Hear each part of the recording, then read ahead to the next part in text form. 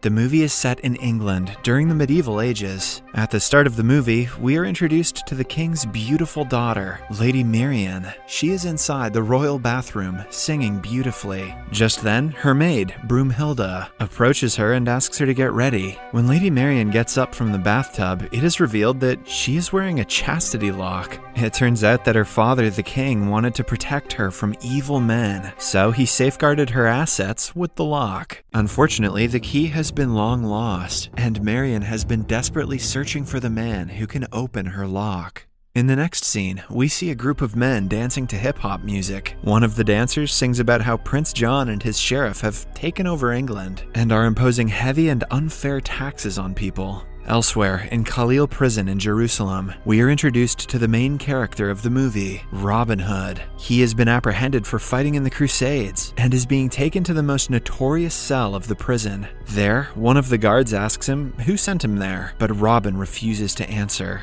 As a result, the guard takes out a tongue loosener and punishes him with it. However, Robin still does not budge. Tired, the guard chains Robin next to a prisoner named Asniz, mentioning that he will be back for interrogation again. After he is gone, the two prisoners introduce themselves and become fast friends. While Robin is imprisoned for something serious, Asniz is locked up for simply jaywalking. Soon, they come up with a plan to escape and strike the metal bar which is holding their chains. Luckily, the bar breaks, and they are able to set themselves free. The duo then frees everyone inside the cell, and collectively, all of them escape through the ventilator. In the next scene, Robert and Asniz are on the beach, where Robin expresses his gratitude towards Asniz for helping him escape. As a sign of friendship, he promises to help him in any way possible. Hearing this, Asniz takes out a picture from his pocket, which belongs to his son, Achu. He then hands over the picture to Robin and requests him to look after his son, who is in England. Surprised, Robin asks how Achu ended up in England, to which Asniz replies that he's an exchange student. Being a man of his word, Robin promises to look after Achu and departs the place. However, instead of traveling on a boat like a normal person would, he swims all the way from Jerusalem to England. After reaching there, he gets on a horse and proceeds towards his house. Surprisingly, on the way, he sees some soldiers beating an African boy. Robin quickly deduces that it's Achu, as there are no other Africans in the area. He rushes to save the boy, and with his exemplary fighting skills, defeats all the soldiers single-handedly. After this, the two get on the horse and proceed to Robin's home, the Locksley Hall. Sadly, when they arrive, they find the house being towed away by a man. Enraged, Robin confronts the man and asks what's going on. The man simply hands him a scroll, and on reading it, Robin finds out that Prince John has confiscated his house for failing to pay taxes on time. Although Robin tries his best to claim that it was impossible for him to pay the taxes, as he was jailed in Jerusalem, the man doesn't listen and takes the house away. As Robin wanders the place dejected, he notices his blind servant, Blinken. The two express their happiness at meeting each other after so long, but soon, Robin is devastated when he finds out that his father has passed away.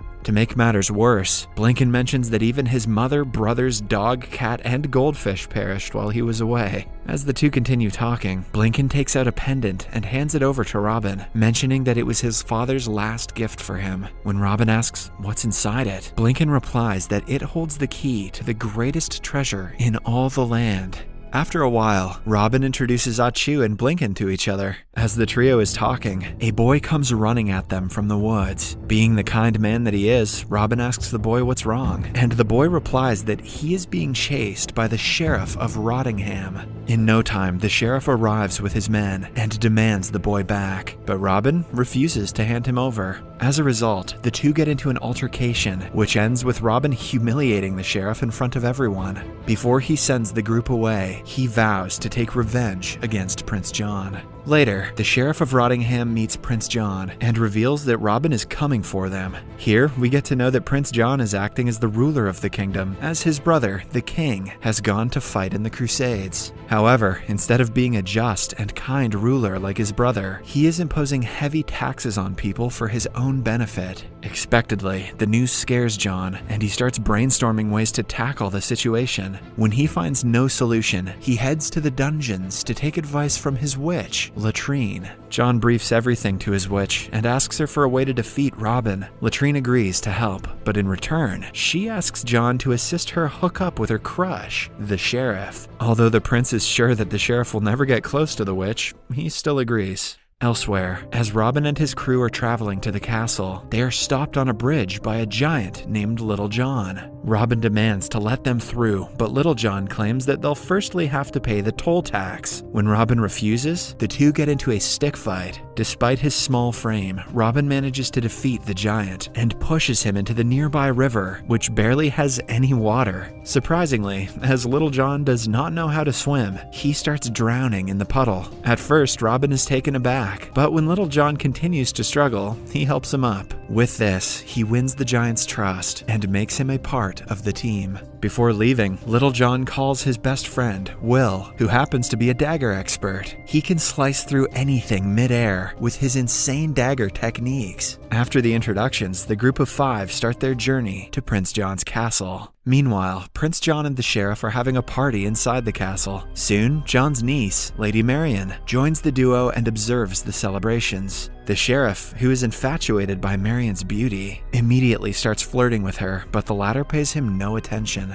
Just then, Robin barges in with a dead hog on his shoulder and drops it on the royal table. John and the sheriff are left furious by the intrusion, but surprisingly, Lady Marian is impressed. Nothing like a big hog to curry favor with the ladies. Robin then introduces himself to Marian and kisses her on the hand. This enrages the sheriff and he challenges Robin to a fight. Expectedly, Robin cleans the floor with the sheriff, so the prince is forced to call upon his guards. Robin fights valiantly for some time, but he is eventually outnumbered. When all hope seems to be lost, Robin's gang barges through the door and starts attacking the guards. In no time, they subdue all the bad guys, impressing the entire crowd, including Lady Marian. Before leaving, Robin warns Prince John to reduce the taxes, or else he will eliminate him next time. In the next scene, Little John gathers some men to fight for the cause, but Robin fails to inspire them with his boring speech. Instead, he makes them fall asleep. Seeing this, Achu steps forward, wearing his specs, and delivers an inspiring speech, despite it only being 3 sentences. The crowd gets riled up, and they agree to fight with Robin against the tyrannical Prince of England. The next morning, all the men get dressed as Robin Hoods and start training. Robin and Will lead the training, but the men are so bad that they cannot even defeat some dummies. Meanwhile, at the castle, the sheriff invites an Italian mafia named Don Giovanni to assassinate Robin. Giovanni has come with his 2 associates, Dirty Ezio, a mute assassin, and Filthy Luca, a multiple-time gold medalist in archery. After a bit of chatting, the two come to the conclusion that they will lure Robin by organizing an archery competition in the palace, and Filthy Luca will defeat him in it. When the crowd turns against Robin and calls him a loser, Dirty Ezio will assassinate him secretly. The plan makes everyone excited, and even Dirty Ezio, who cannot speak a word, starts laughing. Surprisingly, Lady Marian is hearing the entire conversation from her balcony. Worried, she immediately wakes up her maid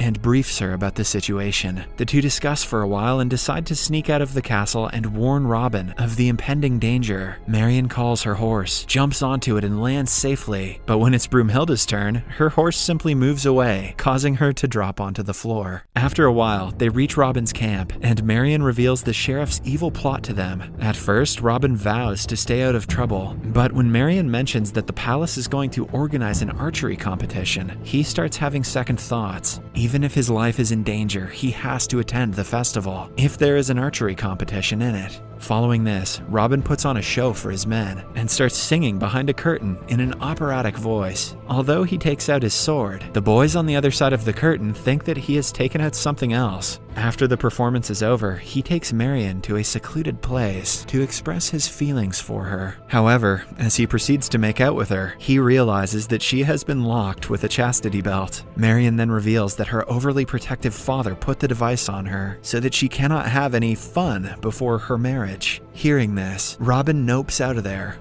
He tries to kiss her, but they are stopped by Broomhilda, who mentions that they are getting late. With this, the two depart on their horses, but not before vowing to meet Robin again. In the next scene, we are taken to the palace where the annual archery competition is about to commence. Several skilled archers have come from all across the land, hoping to win the ultimate prize. As expected, Robin's men are also there, but they're disguised as women. On the other hand, Robin has worn the attire of an old man. Soon, the competition begins, and only 2 men are able to hit the bullseye. The 2 men are none other than Filthy Luca and Robin. Seeing him, the sheriff immediately deduces that it is Robin in disguise. Meanwhile, Dirty Ezio is hiding in a nearby tower, ready to shoot Robin. As the first round between Filthy Luca and Robin ends in a draw, they are instructed to have one more go at it. Robin goes first and once again hits the bullseye. He then removes his disguise and reveals himself to be Robin, much to the delight of Marion. However, when it is Filthy Luca's turn, he takes good aim and pierces through Robin's arrow, hitting a double bullseye. This gets the crowd going, and they start cheering for Filthy Luca. At the same time, they jeer at Robin and call him a loser. Robin is in shock, as he is never supposed to lose in an archery contest. Hence, he takes out the movie's script to check if everything is fine. Luckily, he finds out that he has one more shot left. Prince John and the sheriff also check their scripts and confirm the plot. Wasting no time, Robin takes out his arrow, but just as he is about to shoot, Filthy Luca pushes him, causing him to fire his arrow up. Surprisingly, the arrow travels through the air through the entire audience and lands on the bullseye, Kobe, thus making him the winner. This proves that movie writers can do anything to make their heroes victorious. As Robin celebrates his victory, an envious sheriff orders his men to arrest and execute him. This worries Lady Marion, so she vows to marry the sheriff, but only if he lets Robin go. The sheriff accepts the proposal and leaves the place to prepare for the wedding. In the next scene, a hangman places a noose on Robin's neck, just in case Marion changes her mind. Soon, the sheriff arrives with a minister, followed by Marion herself, who is dressed beautifully for the occasion.